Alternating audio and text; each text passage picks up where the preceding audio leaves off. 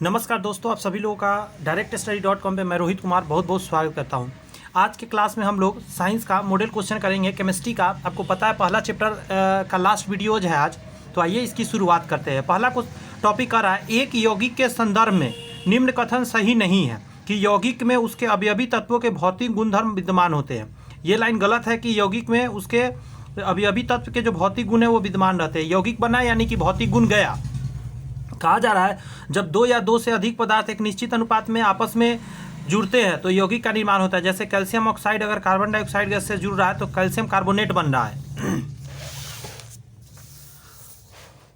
उसी तरह यहाँ पे कह रहा है यौगिक का गुण मिश्रित होने वाले पदार्थों के गुण से भिन्न होते हैं। जैसे हाइड्रोजन है यहाँ पे और ऑक्सीजन है, मिलके पानी बना। ये देखा जाए तो जलता है, यह भी जलता है, लेकिन ये बुझाता है, ये जलाता नहीं है किसी चीज़ को। ये जलता है, ये जलाता है, ये जल रहा है, इसके वजह से जल रहा है, और ये बुझा देगा इस पर डाल देंगे तो। बात समझ में आ रहा है? गुणधर्म बदल जाता है। आगे कहता है यौगिक के निम्नलिखित गुणधर्म होते हैं। जैसे इसमें तत्वों के परमाणु का निश्चित अनुपात होता है। इस पर बहुत बार एग्जाम में क्वेश्चन भी आया हुआ है कि तत्वों के परमाणु का निश्चित अनुपात किसमें होता है? तो यौगिक में। यौगिकों के घटक भर के आधार पर भार होता है, भार के आधार पर निश्चित अनुपात में होते हैं। भर नहीं, भार के आधार पर, यहाँ पाई छूटा हुआ है। यानी यौगिक के जो घटक होते हैं उसका वजन जो है एक निश्चित अनुपात में होते हैं। निश्चित अनुपात का नियम इसको कहा भी जाता है। गौर से देख लीजिए, जैसे H2O में 2 और 16, 1 और 8 होता है। CO2 में 12 और 32, इसको काटेंगे तो 3 और 8 बनेगा। तो हमेशा ये जो रेशियो है हमेशा सही होगा। जब भी जल होगा तो यही रेशियो होगा, जब भी कार्बन डाइऑक्साइड है यही रेशियो होगा। ठीक है, नेक्स्ट टॉपिक को समझते हैं। कह रहा है N2 प्लस H2O अगर मिलता है 3H2 यानी 6 गो एटम इसका मिलेगा, 2 एटम इसका मिलेगा, तो बनेगा 2, यहाँ से 2 अणु बनेगा, एटम नहीं, 2 अणु। यौगिक के अणु होते हैं, मॉलिक्यूल्स, 2 मॉलिक्यूल्स बनेंगे अमोनिया के। कहा जाता है आयतन की बात करें 30 लीटर 30 लीटर। यहाँ H2 लिमिटिंग एजेंट के रूप में है, रिएजेंट के रूप में है। गे लुसाक का नियम लगाने पर, अच्छा गे लुसाक जो थे उनके नियम लगाने पर कहा जा रहा है N2 30 और ये 30, तो कहा जा रहा है कि अनुमानित उत्पाद का 50% ही प्राप्त होता है। अतः लिमिटिंग रिएजेंट H2 30 लीटर का 50% तथा 15 लीटर ही उपयोग में आएगा। और उस नियम से देखा जाए नीचे तो करके यहाँ सॉल्व करके दिखाया गया है कि क्या मिलेगा। इसे देख लीजिएगा कि N2 और 3H2 बना अमोनिया। ये 30 है, ये 30 है, 30 है, तो इसका 50% लिया जा रहा है। ठीक है, तो इसका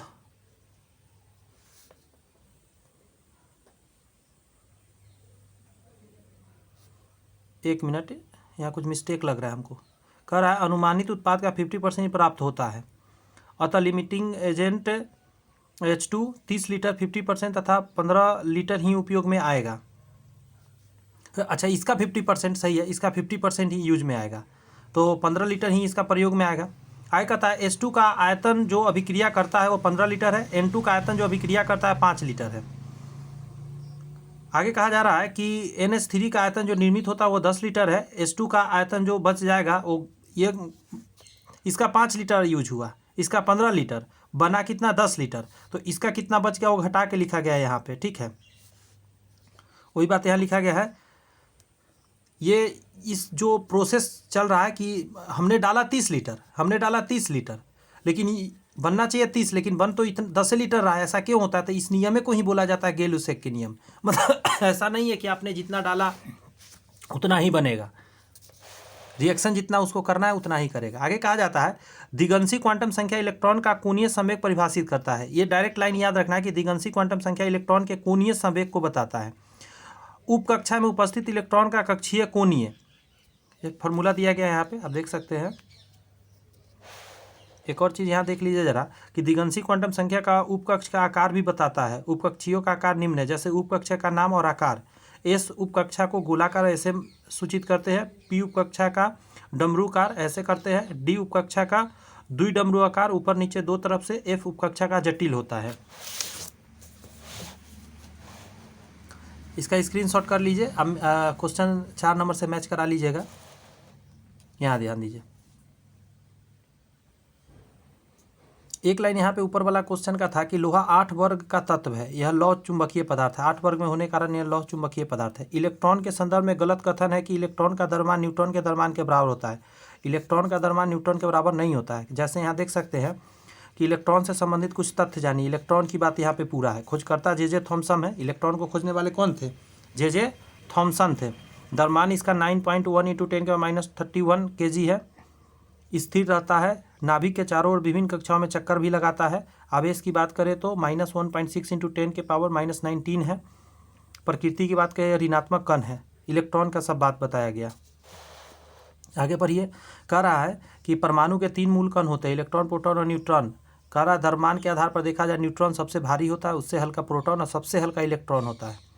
परमाणु के इलेक्ट्रॉन के त्याग या ग्रहण करने की प्रवृत्ति परमाणु के रासायनिक गुण का निर्धारण करता है। ये जो इलेक्ट्रॉन लेना देना ही किसी परमाणु का क्या है, एटम का क्या है, गुणधर्म है। इसी से उसका रासायनिक गुण पता चलता है। आगे कहता है परमाणु थॉमसन मॉडल द्वारा परमाणु के समग्र उदासीनता गुण धर्म की व्याख्या की जा सकती है। परमाणु का जो थॉमस मॉडल था उसके द्वारा परमाणु का पूरा जो उदासीनता का गुण धर्म व्यक्त किया जा सकता है। थॉमस मॉडल के अनुसार थॉमस ने क्या किया, परमाणु का मॉडल दिया। परमाणु का बारे में उन्होंने कहा तरबूजा या खरबूजा के समान होता है, जिसमें इलेक्ट्रॉन जहाँ तहाँ बीज के तरह रहता है, जो कि नियम बाद में गलत साबित हो जाता है। आगे कहा जा रहा है परमाणु के 2 भाग होते हैं, तरबूज के लाल भाग के समान धनात्मक आवेश वाला भाग होता है, तरबूज के काले बीज के समान जो है ऋणात्मक आवेश वाला होता है इलेक्ट्रॉन। उन्होंने ऐसा बताया था कि जो भी रेड वाला ये जो पोर्शन है ये सब खाली वो सब पॉजिटिव है, क्योंकि इसमें धनात्मक कण होते हैं, और ये जो बीज के जैसा होता है वो ऋणात्मक कण। बट ऐसा हुआ नहीं, आगे गड़बड़ हुआ। थॉमस के अनुसार ऋण आवेशित कण पूरे परमाणु में इधर उधर फैले हुए होते हैं। इसके अनुसार परमाणु का कुल धनावेश ऋण आवेश के बराबर होता है, जिससे परमाणु उदासीन होता है। यही इनका बात सही रहा, आगे जाके और गलती हो गया बात सब। 2 परमाणु समभारिक कहलाते हैं। समभारिक मतलब उसका द्रव्यमान संख्या वजन मतलब बराबर हो जाएगा। समभारिक मतलब समान भार का हो गया, मतलब उसका द्रव्यमान संख्या बराबर हो गया या द्रव्यमान बराबर हो गया, लेकिन परमाणु संख्या अलग है। यदि प्रोटॉन और न्यूट्रॉन की संख्या का योग समान हो परंतु प्रोटॉन की संख्या भिन्न हो, जैसे यहाँ देख सकते हैं ऊपर 14 है, नीचे 6 और 7 है। समस्थानिक, सम न्यूट्रॉनिक और सम इलेक्ट्रॉनिक में अंतर क्या है? समस्थानिक कहता है इसका परमाणु संख्या समान हो। स्थान मतलब स्थान समान, जैसे ये समभारिक था तो समभारिक मतलब वजन समान, परमाणु द्रव्यमान समान, परमाणु संख्या अलग, लेकिन ये समस्थानिक, स्थान सही होगा तो परमाणु संख्या 1। इसका परमाणु संख्या समान होता है लेकिन द्रव्यमान संख्या भिन्न हो जाता है। सम न्यूट्रॉनिक के बारे में कहा जाता है इसमें परमाणु संख्या भिन्न होता है, लेकिन न्यूट्रॉन की संख्या समान हो जाती है। न्यूट्रॉन की संख्या क्या होती है? समान होती है। सम न्यूट्रॉनिक नाम से ही पकड़ सकते हैं आप। सम इलेक्ट्रॉनिक कहता है 2 परमाणु या आयन या यौगिक जिसमें इलेक्ट्रॉनों की संख्या समान हो उसे हम लोग क्या बोलते हैं? सम इलेक्ट्रॉनिक। ऑक्सीजन परमाणु में इलेक्ट्रॉनों के लिए सत्य कथन क्या है? 2s कक्षा में उपस्थित इलेक्ट्रॉनों को प्रचक्करण क्वांटम संख्या ms होती है, परंतु उसका चिन्ह विपरीत होता है। ऑक्सीजन O का इलेक्ट्रॉनिक विन्यास ऐसा कुछ लिख सकते हैं आप, यहाँ देख सकते हैं। चूँकि ये 8 परमाणु संख्या है तो 1s2, 2s2 और 2p2।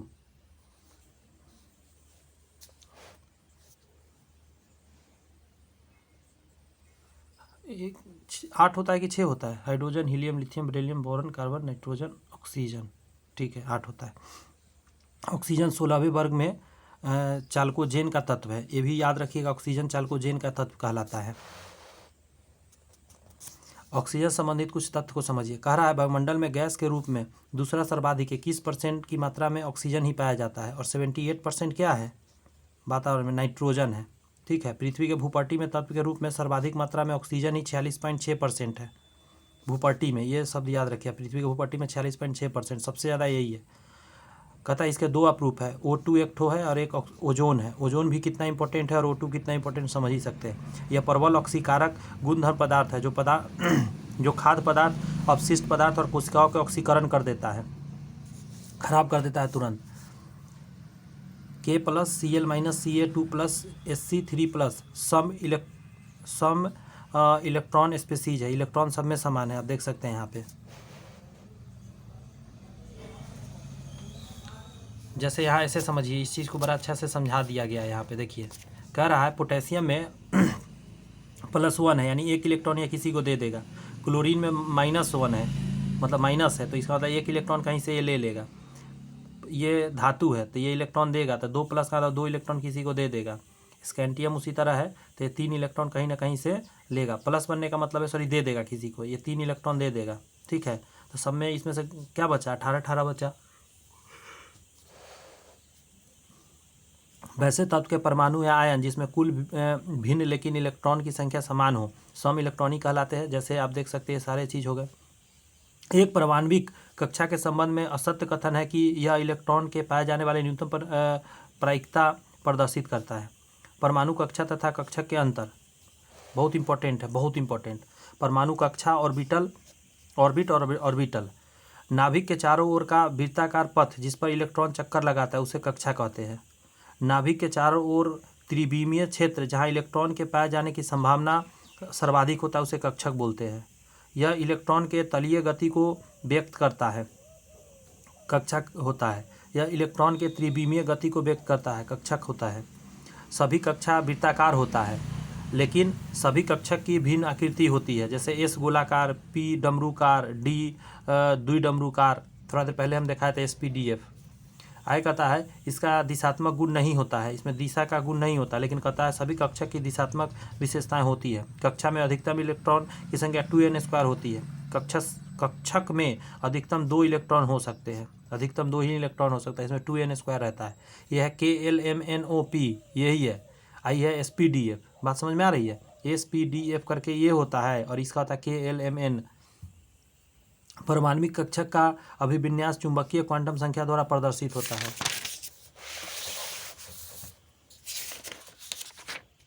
बहुत ही बेहतरीन पॉइंट सारे हैं, इसको अच्छे से समझिए। आगे कहता है क्वांटम संख्या मुख्य रूप से 4 प्रकार के होते हैं। मुख्य क्वांटम संख्या, दिगंशी क्वांटम संख्या, चुंबकीय क्वांटम संख्या और चक्रण क्वांटम संख्या। इसका संकेत n है, इसका I है, L कह सकते हैं, इसका M है, इसका S है। कहता है मुख्य क्वांटम संख्या के बारे में कहता है कक्षा में इलेक्ट्रॉन की संख्या, कक्षा की ऊर्जा, कक्षा की त्रिज्या इसके द्वारा व्यक्त होते हैं। दिगंशी क्वांटम संख्या द्वारा उपकक्षा का आकार, उपकक्षा में इलेक्ट्रॉन की संख्या, उपकक्षा का कोणीय संवेग के द्वारा व्यक्त होता है। ये कई बार आ गया कि दिगंशी क्वांटम संख्या द्वारा उसके उपकक्षा का कोणीय संवेग पता चलता है। चुंबकीय क्वांटम संख्या के बारे में कहता है उपकक्षा की गति, चुंबकीय है तो उपकक्षा की गति बताता है, ऑर्बिटल, ध्यान रखिएगा। चक्रण क्वांटम संख्या कहता है इलेक्ट्रॉन की चक्रण गति अर्थात वामावर्त या दक्षिणावर्त गति की संभावना होती है कि किस तरह के इलेक्ट्रॉन चक्कर लगा रहा है। फोटॉन कोई दाब आरोपित नहीं करता है। फोटॉन का रेस्ट मास 0 होता है जिसके कारण यह दाब आरोपित नहीं कर पाता है। फोटॉन के निम्न गुण है, जैसे एक फोटॉन की ऊर्जा E बराबर hv होता है। H प्लांक नियतांक है, V आवृत्ति है। फोटॉन पर कोई आवेश नहीं होता है, ये भी इंपॉर्टेंट लाइन है। फोटॉन का संवेग जो है hv/c से हम सूचित करते हैं। फोटॉन का स्वयंक्षीय नहीं होता है। ये चुंबकीय क्षेत्र और विद्युत क्षेत्र में प्रभावित नहीं होते हैं। ये भी बहुत इंपॉर्टेंट है कि जो फोटॉन होता है चुंबकीय क्षेत्र या विद्युत क्षेत्र से प्रभावित नहीं होता है। फोटॉन जब इलेक्ट्रॉन से टकराता है, ठीक है, तो कुल संवेग एवं गतिज ऊर्जा संरक्षित रहता है। नेक्स्ट टॉपिक देखिए। 2 इलेक्ट्रॉन जो कि एक कक्षा में है उसमें अंतर पर चक्रण क्वांटम संख्या द्वारा किया जाता है। किसी कक्षक में केवल 2 इलेक्ट्रॉन रहते हैं, ये तो ऊपर भी बताया है। जैसे ये देख सकते हैं यहाँ पे साइन दिया है, ऊपर एक नीचे की तरफ। एक क्लॉक वाइज S बराबर +1/2, ये लिखने का तरीका है। एक एंटी क्लॉक वाइज S बराबर -1/2, ऐसे। अगर इसको ऐसे लिखेंगे तो इसको ऐसे, इसको ऐसे लिखेंगे तो इसको ऐसे, दोनों तरीका है दिखाने का। हुंड के सिद्धांत के अनुसार, ये भी हुंड का अच्छा है, इंपॉर्टेंट है, हुंड का आता है क्वेश्चन। हुंड के सिद्धांत के अनुसार पहले कक्षक में इलेक्ट्रॉन एकल भरता है जिससे ऊर्जा तथा चक्रण क्वांटम संख्या महत्तम तथा स्थायित्व कम हो जाता है, तथा पुनः युग में भरता है जिससे ऊर्जा चक्रण क्वांटम संख्या कम लेकिन स्थायित्व अधिक हो जाता है। सोडियम 11 की बात करें, 1s2, एक ऊपर एक नीचे 2 तरह का है। फिर 2s2, 2p6 है तो 2 करके 3 खल बनेगा। फिर 3s1 तो एक ही है अभी, ऐसे करके इसको भरने का तरीका है। आगे कहता है एक तत्व Z बराबर 114 का हाल ही में आविष्कार हुआ है। यह निम्न में कार्बन वर्ग तथा इलेक्ट्रॉनिक विन्यास Rn है। ये है इसका इलेक्ट्रॉनिक विन्यास। इसका नाम है फ्लोरोवीन। परमाणु संख्या 114 है, अतः अंतिम इलेक्ट्रॉन P उपकोष में प्रवेश करता है, इसीलिए इसे P ब्लॉक तत्व माना जाता है, मतलब उसमें रखा जाता है। परमाणु संख्या 114 वाले तत्व के निम्न गुण हो सकते हैं। यह तत्व फ्लोरोवीन है जिसका प्रतीक Fl है। यह एक रेडियोधर्मी अति भारी सिंथेटिक तत्व है, मतलब बनाया गया है जिसे आवर्त सारणी के समूह 14 और आवर्त 7 में रखा गया है। कुछ और बात जानिए। फ्लोरोबिन धातु का उपयोग अनुसंधान क्षेत्र में होता है। 14वें वर्ग के तत्व की बात करें, कार्बन सी का 6, सिलिकॉन एसआई का 14, जर्मेनियम जी 32 है, टीन एसएफ 50 है, लेड पीबी 82 है, फ्लोरोबिन एफएल 114 है। आगे कहा जा रहा है CH2, ये तो रिएक्शन है, मतलब सूत्र है। CH2 ऐसे double bond C double bond CH2 की संरचना रैखिक है, सीधा है। इतना का IUPAC नाम क्या है? प्रोपाडाइन।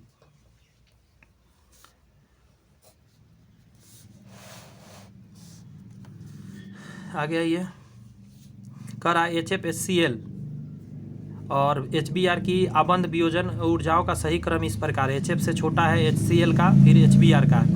फ्लोरीन की विद्युत ऋणात्मकता सर्वाधिक होती है, फ्लोरीन का सबसे ज़्यादा है, जिसके कारण H और F के बीच प्रबल बंध बनता है, जिसके आबंध वियोजन ऊर्जा सर्वाधिक हो जाती है। इसको तोड़ना सबसे कठिन है। हैलोजन की विद्युत ऋणात्मकता का क्रम कुछ इस प्रकार है, ये बहुत इंपॉर्टेंट है, इसको समझिए। फ्लोरीन सबसे ज़्यादा, उससे कम देख सकते हैं क्लोरीन, ब्रोमीन, तब आयोडीन आता है। Fluorine, chlorine, bromine, iodine. विद्युत ऋणात्मकता गुण और जिसमें तत्व का परमाणु एक इलेक्ट्रॉन या एक जोड़ी इलेक्ट्रॉन अपनी ओर आकर्षित करने की क्षमता रखता है। वर्ग में विद्युत ऋणात्मक ऊपर से नीचे की जाने पर घट जाता है, ये बहुत इंपॉर्टेंट लाइन है। वर्ग में ऊपर से नीचे आने पर विद्युत ऋणात्मकता घटता है तथा आवर्त में बाएं से दाएं जाने पर बढ़ता है, बाएं इधर से इधर जाने पर बढ़ जाता है विद्युत ऋणात्मकता। अधातु की तरफ जितना जाएंगे बढ़ता जाएगा। ये सब चीज़ आप देख सकते हैं, ये रिएक्शन दिया गया है दोनों, ठीक है। यहाँ देखिए, कह रहा है H2O HFNH3 में हाइड्रोजन आबंध पाए जाते हैं। ऐसे यौगिक का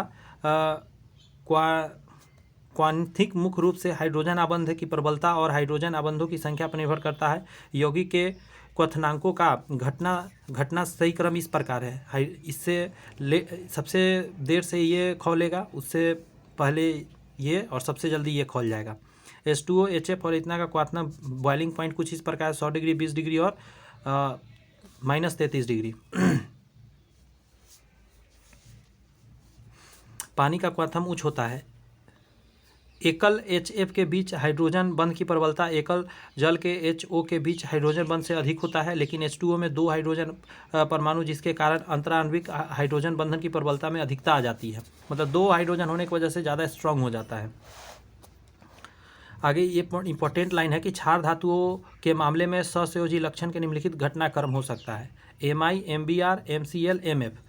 कहा जा रहा है एल्काइन हैलाइड में धातु और हैलोजन के बीच अंतर जितना कम होगा, परंतु हैलाइड का संयोजक गुण उतना ही अधिक हो जाता है। हैलोजन की विद्युत ऋणात्मकता में वृद्धि के साथ MX बॉन्ड का इलेक्ट्रॉन युग्म हैलोजन परमाणु की ओर अधिक आकर्षित होता है, अतः आयनिक गुण बढ़ता है और सहसंयोजक गुण घटता है। वर्ग 17 के विभिन्न यौगिकों के विभिन्न गुण निम्न है। ऑक्सीजन क्षमता F2 से कमज़ोर है, Cl2 उससे कमज़ोर है, Br2 और सबसे कमज़ोर I2 है। अगर क्वथनांक बिंदु की बात करें तो सबसे स्ट्रॉन्ग HF हो जाएगा, उससे कमज़ोर कमज़ोर कमज़ोर हो जाएगा। गलनांक की बात करें उसी तरह सेम रहेगा, यहाँ पे सिर्फ चेंज हो जाता है थोड़ा सा, ये दोनों। आगे कहता है बंधन दूरी, अम्लीय क्षमता और अपकरण की प्रकृति की बात करें तो कुछ इस प्रकार होगा, HF, Cl, HBr, HI। कुछ और जानिए। क्लोरीन का यौगिक NaClO4 आयनिक तथा सहसंयोजी आबंध दोनों रखते हैं, दोनों चीज़ है, इधर अलग रिएक्शन है, इधर अलग रिएक्शन है। आगे कहा जा रहा है कि NaCl में आयनिक आबंध बनता है, PCl3 में सहसंयोजक बंधन बनता है। निम्नलिखित यौगिक को आयनिक एवं सहसंयोजक बंधन दोनों है। इन सभी जितना आप देख रहे हैं, हम कॉमा बढ़ा दे रहे हैं, 1 कॉमा यहाँ है, 1 कॉमा यहाँ है, 1 कॉमा यहाँ है, 1 कॉमा यहाँ है और 1 कॉमा यहाँ है। ये कॉमा के इधर इधर जितना देख रहे हैं इसमें दोनों है, ठीक है। इसमें आयनिक भी रिएक्शन है और सहसंयोजक एक ही साथ है। अच्छा, H2O में पाई आबंध नहीं होता है, H2O में हाइड्रोजन बंध पाए जाते हैं, ये चीज़ ध्यान रखना है। कुछ और बातें, जैसे CO2 की संरचना निम्न है, C दोनों तरफ वो है, ऊपर पाई नीचे पाई ऊपर सिग्मा, नीचे पाई ऊपर सिग्मा, 2 इसमें पाई है, 2 पाई है, 2 सिग्मा होते हैं। पाई बंध एवं सिग्मा बंध में अंतर निम्न है, जैसे पाई बंध प्रबल होता है, बहुत स्ट्रांग होता है, जबकि सिग्मा प्रबल होता है और पाई प्रबल निर्बल होता है, कमज़ोर होता है। आगे कहता है कि सिग्मा बंध अक्षीय, जबकि पाई बंध जो होता है पार्श्व विरोपित, मतलब अधिरोपित होते हैं।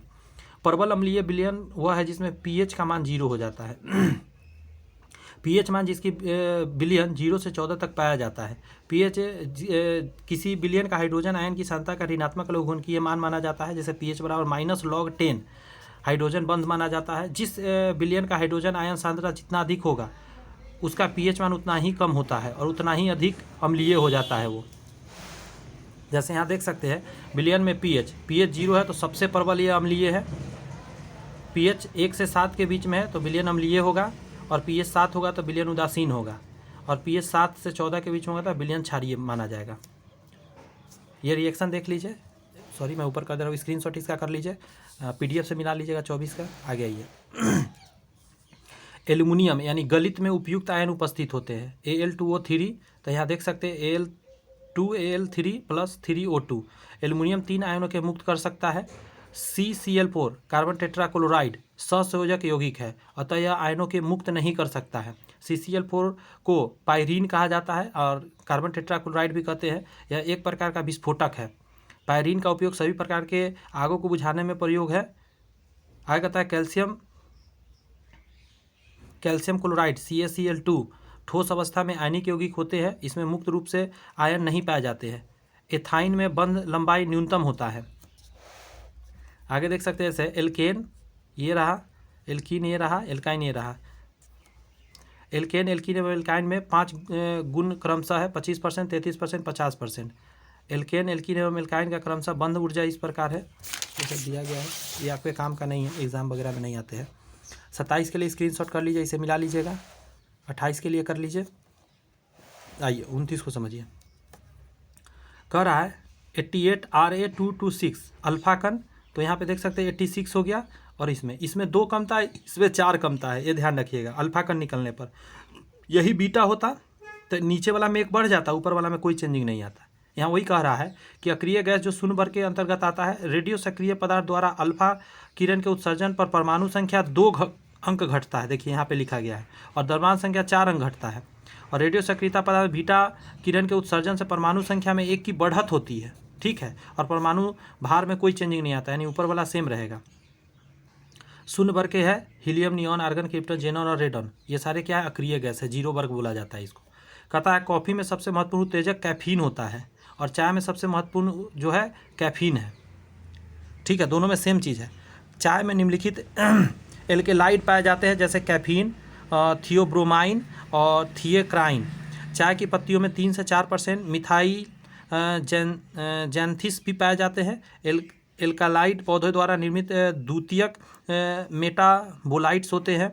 चाय औषधीय पेय के रूप में उपयोग होता है। चाय में टैनिन जैसे पॉलीफिनाइल एमिनो अम्ल होते हैं, जो कि एक स्वाद और रंग भी प्रदान करता है। टार्टरिक अम्ल बेकिंग पाउडर में निर्माण में उपयोग किया जाता है। टार्टरिक अम्ल बेकिंग पाउडर बनाते समय डाला जाता है सोडा में, जैसे NaHCO3 को बेकिंग सोडा कहा जाता है, ठीक है, बेकिंग सोडा। बेकिंग पाउडर बनाने के लिए इसमें टार्टरिक अम्ल मिला दीजिए। NaHCO3 के ऊष्मीय अपघटक के Na2CO3 बनता है, जो खाद्य पदार्थों को स्पंजी बनाने के साथ साथ इसके स्वाद को कसैला कर देता है। स्वाद के कसैलापन कम करने के लिए टार्टरिक अम्ल का प्रयोग कर दिया जाता है। एक तत्व X क्लोरीन के साथ एक यौगिक HCl बनाता है तथा X को आवर्त सारणी में बाईं ओर रखा जाता है। निम्नलिखित में से तत्व X क्या हो सकता है? तो इसमें संयोजी इलेक्ट्रॉन होते हैं, इसमें एक संयोजी इलेक्ट्रॉन होता है। क्लोरीन की बात कर रहा है, सॉरी सोडियम की बात कर रहा है। यह एक धातु है जो ठोस है, यह अधातु और एक गैस है।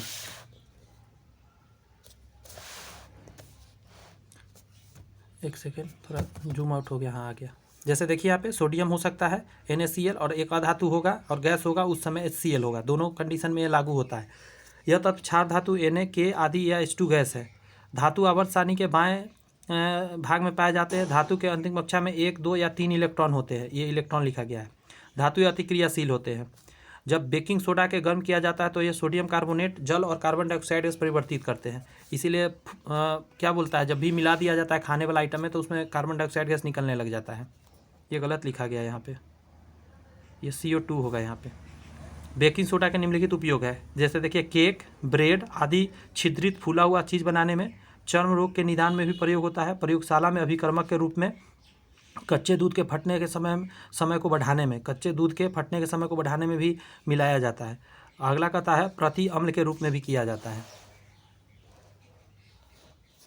यहाँ पे देख सकते हैं, यहाँ डबल विस्थापन अभिक्रिया, और इधर से इधर जब कोई चीज़ होता है तो कहा जाता है द्विविस्थापन या डबल डिस्प्लेसमेंट अभिक्रिया। 2 बार आयनों का विस्थापन होता है। जैसे इधर से इधर दिखाया गया उसी को। विस्थापन अभिक्रिया में एक क्रियाशील धातु कम क्रियाशील धातु में विस्थापित होता है, इधर से उधर, उधर से उधर, तो इसको विस्थापन बोलते हैं। लेकिन यही में जब दोनों कर ले आपस में, इधर से उधर, तो डबल डिस्प्लेसमेंट हो जाता है। जैसे ये सब विस्थापन है सिर्फ, ठीक है। इसमें ध्यान रखना है, लवण और हाइड्रोजन गैस बनते हैं, इसको बोलते हैं न्यूट्रलाइजेशन रिएक्शन के अंतर्गत आता है। कहता है धातु अम्ल के साथ अभिक्रिया करके, जब भी धातु होता है अम्ल से अभिक्रिया करके लवण हाइड्रोजन गैस देता है। आप देख सकते हैं ये धातु है, ये एसिड है, देखिए नमक दिया और हाइड्रोजन गैस, अम्ल एवं क्षार आपस में अभिक्रिया करके लवण और जल का निर्माण करते हैं, इसी को बोला जाता है न्यूट्रलाइजेशन रिएक्शन। आगे अब समझते हैं। द्विविस्थापन अभिक्रिया के बारे में सही कथन है कि दो अभिकारकों के बीच आयनों का विनिमय हो जाता है। जैसे यहाँ से यहाँ, यहाँ से यहाँ हो रहा है, उसी को दिखाया गया, ये ऐसे टूटा, ये ऐसे टूटा, ये चीज़ यहाँ आ गया, ये चीज़ यहाँ आ गया। गौर से देखिए, समझ में आ जाएगा। अम्ल जब क्षार के अभिक्रिया करता है तो लवण और जल बनाता है, इसे उदासीनीकरण अभिक्रिया बोलते हैं। आगे आइए, कहता है रासायनिक समीकरण की संतुलन करने की विधि हीट एंड ट्रायल मेथड होता है। अंदाज लगाना, रासायनिक समीकरण संतुलित करने के 4 विधियां हैं, जैसे जांच एवं त्रुटि विधि, जिसको ट्रायल एंड एरर मेथड बोलते हैं। आंशिक समीकरण विधि, जिसको पार्शियल इक्वेशन मेथड बोलते हैं। संयोजकता विधि, जो वैलेंस मेथड बोलते हैं। आयनिक समीकरण विधि, जिसको आयन इक्वेशन मेथड बोलते हैं। रासायनिक समीकरण के संतुलन में अभिकारकों का कुल परमाणु प्रतिफल के कुल परमाणु के बराबर होता है। कहने का मतलब ये जो एरो है, इसके इस तरफ में सारे परमाणु गिनिए और इधर गिनिए, बराबर होगा। जैसे H2 यहाँ पे 2 गो हाइड्रोजन है, इधर में एक, यहाँ पे है 3 गो, अब इधर गिनिए 2 दूनी 4 गो, यहाँ पे 4 है, इधर है नहीं, और यहाँ पे 1 है और यहाँ पे 2 है, तो आप 3 इधर गिन रहे हैं, बट आप गलत गिन रहे हैं। क्यों गलत गिन रहे हैं? क्योंकि यहाँ 2 लिखने का मतलब ये सभी को 2 कर दिया। जैसे सोडियम भी 2 हो गया, ऑक्सीजन भी 2 और हाइड्रोजन भी 2, क्योंकि यहाँ 1 है और 1 में 2 से गुना 2, तो हाइड्रोजन 2 हुआ और 2 4, इधर भी देखिए 2 दूनी 4। कोई बैलेंस होगा, किसी को भी देख लीजिए, जैसे कि ऑक्सीजन यहाँ 4 है और ऑक्सीजन यहाँ 1 है और यहाँ से 2 से गुना होगा 2, तो 2 और 4 और 6 हो गया। यहाँ देखिए 4 यहाँ पे है और 2 से यहाँ गुना होगा, यहाँ 1 है ना, तो 2 से गुना होगा 2, तो 4 और 2 6, तो सब बैलेंस रहता है। वही बात यहाँ पे कहा जा रहा था। इसे समझिए। रासायनिक समीकरण का महत्व, अभिक्रिया में भाग लेने वाले अभिकारक तथा अभिक्रिया के उपरांत प्राप्त पदार्थों को प्रतिफल कहा जाता है, मतलब एरो के उस तरफ। इससे अभिकारक एवं उत्पाद के अणुओं के परमाणु के घटक की व्यवस्था का पता चलता है। इससे अणुओं की संख्या एवं द्रव्यमान की अपेक्षा अनुपात का भी ज्ञान होता है। इससे अभिक्रिया की प्रकृति का भी पता चलता है। कहा जाता है समूह 2 के धातु में त्रिक में कैल्शियम, स्कैंडियम और बेरियम तत्व शामिल होते हैं। समूह 2 के तत्वों के जो क्षारीय पृथ्वी धातु अल्कलाइन अर्थ मेटल कहते हैं। समूह 2 के तत्व का उदाहरण है जैसे beryllium, magnesium, calcium, barium, strontium और radium. Fluorine, chlorine, bromine, iodine और स्टेटीन को सम्मिलित रूप से हैलोजन कहा जाता है। हैलोजन तत्व बहुत क्रियाशील होते हैं। हैलोजन मुक्त अवस्था में नहीं पाए जाते हैं। सभी हैलोजन रंगीन होते हैं। फ्लोरीन आवर्त सारणी के सर्वाधिक विद्युत ऋणात्मक तत्व है। पूरे आवर्त सारणी में फ्लोरीन सबसे विद्युत ऋणात्मक तत्व के नाम से जाना जाता है।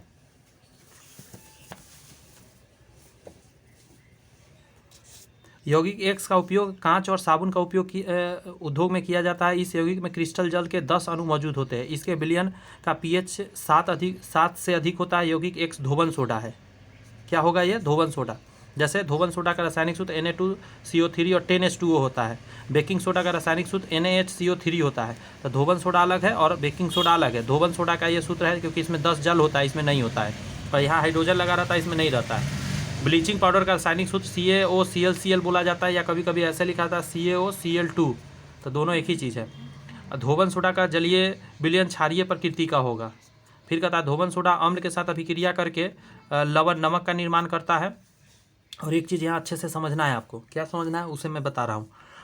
जैसे जो धोबन सोडा होता है उसको अम्ल के साथ मिलाने पर तो लवण बनता है, और इसी को हम लोग उदासीनीकरण अभिक्रिया कहते हैं। धोबन सोडा का उपयोग है जैसे अपमार्जक बनाने में, अपमार्जक समझते हैं, सरफ, कठोर जल की कठोरता को दूर करने में, अग्निशामक यंत्र में, सफ़ेद पेंट बनाने में, ये सभी में प्रयोग होता है। थोड़ा सा और है, देख लीजिए। प्राकृतिक स्रोत कहते हैं नींबू में साइट्रिक अम्ल होता है। बिच्छू बुट्टी के चुभने वाले रोए में मेथेनोइक अम्ल होता है। टमाटर में ऑक्जेलिक अम्ल होता है। सेब में मैलिक अम्ल होता है। सिरका में एसिटिक अम्ल होता है। इमली में टार्टरिक अम्ल होता है। ये सब कई बार बता दिया है। इसको देख लीजिए। यहाँ द्विविस्थापन अभिक्रिया हो रहा है। यहाँ पे कह रहा है कि उत्पादों के परमाणु में कुल संख्या 15 है। इधर काउंट करके बता रहा है कि इस तरफ 15 है। जैसे ये 4 दूनी 8 गो है, ये 3 गो है और ये 4 गो है। टोटल जोड़ेंगे 8 4 12 3 15 है परमाणु का संख्या। यहाँ कह रहा है जिस रासायनिक अभिक्रिया में दो अभिकारकों को यौगिक बनाने के लिए आयनों का आदान प्रदान करते हैं दोहरी विस्थापन अभिक्रिया कहलाते हैं। मतलब इधर से इधर, इधर से इधर, जैसे देख रहे हैं डी इधर आ गया, बी उधर चला गया। सामान्यतः दोहरी विस्थापन अभिक्रिया के परिणाम स्वरूप अवक्षेप बनते हैं। दोहरे विस्थापन अभिक्रिया को दोहरा विस्थापन अभिक्रिया आगे कहता है नमक मेटाथीसिस प्रक्रिया या दोहरा अपघटन अभिक्रिया के नाम से भी जानते हैं। बहुत लोग ये सब नाम भी नहीं सुने होंगे पहले। दोहरे विस्थापन अभिक्रिया का कुछ उदाहरण यहाँ देख सकते हैं। आगे आइए, ये जो हल्का लाइट यहाँ पे ज़्यादा दिख रहा है ना, मेरे खिड़की से बाहर से धूप आ रहा है इसीलिए। दोनों कथन ब्लीचिंग पाउडर के संबंध में सत्य है। जैसे ब्लीचिंग पाउडर का रासायनिक सूत्र CaOCl2 है। इसका उपयोग पेयजल के कीटाणु मुक्त बनाने के लिए किया जाता है। ब्लीचिंग पाउडर अभिक्रिया में नवजात या नेसेंट ऑक्सीजन प्रदान करता है, जिसके कारण ही यह कीटाणुनाशक तथा विरंजक की भांति कार्य करता है। रंगीन पदार्थ प्लस O रंगहीन पदार्थ। आगे कहा जा रहा है कि विरंजक चूर्ण का निर्माण शुष्क बुझे हुए चूने पर क्लोरीन की क्रिया द्वारा होता है। जैसे आप देख सकते हैं शुष्क बुझा हुआ चूना पे क्लोरीन डालने से यहाँ बनता है ब्लीचिंग पाउडर और जल बन जाता है। नेक्स्ट ये रिएक्शन को देख लीजिए। रेडॉक्स रिएक्शन का ये उदाहरण है, मतलब ये नहीं है उदाहरण, क्योंकि मैं तरीका बताया था क्वेश्चन जब पढ़ा रहा था कि जैसे NO3 यहाँ पे था और NO3 यहाँ भी रह गया, यानी ऑक्सीजन और नाइट्रोजन के बीच में कोई छेड़छाड़ नहीं हुआ। ऑक्सीजन के साथ छेड़छाड़ होगा तभी वो रेडॉक्स अभिक्रिया कहलाएगा, या हाइड्रोजन के साथ। यहाँ पे ऐसा कुछ नहीं हुआ, लेकिन इस सब यहाँ पे देखिए उसी को बता रहा है कि नहीं हुआ, लेकिन यहाँ नीचे देखिए इन सभी में हो रखा है। जैसे यहाँ से ऑक्सीजन हटा इसके साथ गया, तो यहाँ पे देखिए इसके जहाँ से ऑक्सीजन हटता है उसका अवकरण होता है। जिंक का अवकरण हुआ है और कार्बन का ऑक्सीकरण हुआ है, क्योंकि ऑक्सीजन इसमें सटा। एकदम बेसिक से याद रखने का तरीका है। इसमें से ऑक्सीजन हट रहा है तो अवकरण, और जिसके साथ ऑक्सीजन मिल रहा है उसका ऑक्सीकरण। इसका यहाँ पे क्या हुआ है, इसके साथ ऑक्सीजन मिला तो ऑक्सीकरण हो गया और ऑक्सीजन का अवकरण हो गया। ऑक्सीकरण का तो अवकरण हुआ, लेकिन सोडियम का ऐसे बेसिक सा है। आगे आइए, यहाँ पे कुछ बातें और जान लीजिए। कहता है कि ऑक्सीकरण अवकरण, ऑक्सीजन की संख्या में वृद्धि होना, हाइड्रोजन की संख्या में कमी होना ऑक्सीकरण होगा। ऑक्सीजन की संख्या में कमी होना, हाइड्रोजन की संख्या में वृद्धि होना अवकरण है, उल्टा है। इलेक्ट्रॉन का त्यागना, इलेक्ट्रॉन का ग्रहण करना, ये भी बहुत इंपॉर्टेंट हो जाता है। इलेक्ट्रॉन जो त्याग रहा है वो ऑक्सीकरण कर रहा है, जो इलेक्ट्रॉन ले रहा है वो अवकरण कर रहा है। कहता है आलू के रस पर आयोडीन विलयन गिराने पर नीले काले रंग का कारण होता है, क्योंकि आलू के रस में स्टार्च होता है और आयोडीन इससे अभिक्रिया करके नीला काला रंग देता है। खाद्य पदार्थों में स्टार्च परीक्षण के लिए उपयुक्त विधि अपनाई जाती है। खाद्य पदार्थ में प्रोटीन की उपस्थिति पता ब्यूटेन परीक्षण द्वारा होता है, बहुत इंपॉर्टेंट है। प्रोटीन के बारे में पता लगाने के लिए ब्यूटेन परीक्षण और स्टार्च का पता लगाने के लिए आयोडीन परीक्षण। ठीक है। ब्यूरेट में कॉपर सल्फेट तथा सोडियम हाइड्रोक्साइड के विलयन पाए जाते हैं, जो खाद्य पदार्थ में प्रोटीन की उपस्थिति पर गौर से कलर यहाँ ध्यान रखिएगा, नीला बैंगनी देता है। यहाँ पे कलर क्या था, नीला काला।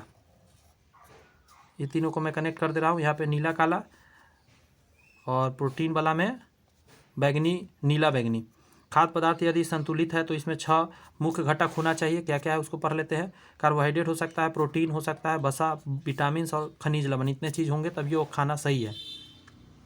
लाल गोभी के पत्ता प्राकृतिक सूचक माना जाता है। मेथिल ऑरेंज अम्ल सारक सूचक माना जाता है। प्याज और लौंग को घ्राण, सूंघने वाले घ्राण सूचक माना जाता है। प्रमुख प्राकृतिक सूचक जैसे लिटमस पत्र लाल कर देगा, अम्ल को क्या करेगा, लाल, लिटमस पेपर को, और क्षार जो करेगा नीला कर देगा। लाल गोभी का पत्ता की बात करें तो लाल रहेगा, हरा हो जाएगा क्षार में जाके। हल्दी की बात करें पीला रंग रहता है, कोई चेंजिंग कलर में नहीं आता, लेकिन लाल भूरा हो जाता है क्षार में जाके। और ये क्या है, हाइड्रेंजिया फूल का पौधा की बात करें नीला रंग देगा और इधर गुलाबी हो जाता है। गंध युक्त सूचक वैनिला हो गया, प्याज हो गया, लौंग अम्लीय माध्यम में गंध युक्त रहता है और क्षारीय माध्यम में गंधहीन हो जाता है, मतलब कोई गंध नहीं देगा। एक मैग्नीशियम रिबन वायु ऑक्सीजन से एक चमकदार लौ के साथ जलता है, जिसे सफ़ेद पदार्थ X परिवर्तित होता है। X जो है मैग्नीशियम ऑक्साइड बन रहा होता है। यह रिएक्शन है, मैग्नीशियम जला ऑक्सीजन में तो मैग्नीशियम ऑक्साइड बना। मैग्नीशियम निम्न गुण है, जैसे यह क्षारीय मृदा धातु है, यह समुद्री जल में अत्यधिक घुलनशील तत्व है, इसकी परमाणु संख्या 12 है। मैग्नीशियम नाइट्रोजन गैस में भी जलकर मैग्नीशियम नाइट्रोजन गैस में जलकर हरित पीला रंग का यौगिक यानी मैग्नीशियम नाइट्राइड का निर्माण करता है, यानी कि ये भी बिना ऑक्सीजन के भी ये जल सकता है। मैग्नीशियम हाइड्रोक्साइड को मिल्क ऑफ मैग्नीशिया के नाम से जाना जाता है। ये एंटासिड का उपयोग करता है, हम लोग जो इनो वगैरह पीते हैं उसमें रहता है। मैग्नीशियम कार्बोनेट जो लवण के रूप में पृथ्वी पर बहुलता पाया जाता है। नींबू का रस का pH मान याद रखिएगा 2.2 होता है। जठर रस जो हमारे पेट में होता है 1.2 होता है। मिल्क ऑफ मैग्नीशिया का 10 होता है। ये बेस हो गया और ये भी बेस हो गया। सोडियम हाइड्रोक्साइड विलयन का 14 होता है। किसी भी विलयन का pH मान 0 से 14 तक होता है। यदि किसी विलयन का pH मान 7 से कम है तो क्षारीय, 7 से ज़्यादा है तो क्षारीय है यानी 14 तक, 7 से कम अम्लीय होता है 0 तक, और pH मान 7 उदासीन होता है। निम्न रासायनिक अभिक्रिया को क्लोर एल्कली यानी क्लोर एल्कली प्रक्रिया द्वारा निरूपित करते हैं, जैसे NaCl 2R2O कहा जा सकता है। इस तरीके के रिएक्शन को बोला जाता है क्लोर अल्कली मेथड। कहता है सोडियम क्लोराइड के जलीय विलयन यानी लवण जल में विद्युत प्रवाहित करने पर वियोजन होकर सोडियम हाइड्रोक्साइड उत्पन्न करता है। इस प्रक्रिया को क्लोर क्षार प्रक्रिया के रूप में हम लोग जानते हैं। रिएक्शन का फोटो दिया गया है, आगे आइए। क्लोर क्षार प्रक्रिया में क्लोरीन गैस एनोड पर, क्लोरीन गैस कहाँ निकलता है? एनोड पर। हाइड्रोजन गैस कैथोड पर निकलता है। इसमें कैथोड पर सोडियम हाइड्रोक्साइड भी होते हैं। कहता मेंडलीफ ने अपने आवर्त सारणी में तत्वों के उनके मूल गुणधर्म, परमाणु द्रव्यमान तथा रासायनिक गुणधर्म में समानता के आधार पर व्यवस्थित किया। ये सही बात है। रासायनिक गुणधर्म के अंतर्गत मेंडलीफ ने तत्वों के ऑक्सीजन एवं हाइड्रोजन के साथ बनने वाले यौगिक की ओर ध्यान केंद्रित किया था। ये भी सही है। मेंडलीफ ने ऑक्सीजन एवं हाइड्रोजन को इसीलिए चुनाव किया क्योंकि ये अत्यधिक सक्रिय और अत्यधिक तत्वों के यौगिक बनाते हैं। और लास्ट प्रश्न को कर लीजिए। अब कह रहा है कि नवीन केवल विस्थापन अभिक्रिया करने में सक्षम है। जैसे यहाँ पे कह रहा है कॉपर सल्फेट में मैग्नीशियम की परत डाला जाता है। मैग्नीशियम कॉपर से क्रियाशील करके और अलग कर देता है। ये रिएक्शन होता है। अदर में नहीं हो पाता है क्योंकि अदर लोग जो कर रहे थे उसमें कम रिएक्टिव, ये ज़्यादा रिएक्टिव है इसके तुलना में, इसीलिए रिएक्शन हो पाया, वरना रिएक्शन नहीं होता। अगला जो क्लास हम लेकर आएंगे आपके सामने, ईंधन गैस अवस्था और कोलाइड। इसमें भी 3 चैप्टर मिलाकर एक चैप्टर बनाया गया है। जैसे अभी तक आपने 1 चैप्टर कंप्लीट किया है लेकिन आपने 4 चैप्टर कंप्लीट कर लिया। बात समझ में आए? उसी तरह इसे हम लोग करेंगे नेक्स्ट क्लास में। कैसा लगा सेशन कमेंट्स में बताइएगा। कोई भी सुझाव हो आपका तो चैनल सब्सक्राइब करके बेल आइकन जरूर प्रेस कर लीजिए ताकि वीडियो अपलोड होता आसानी से आप तक मिल सके। All the best, bye bye, thank you.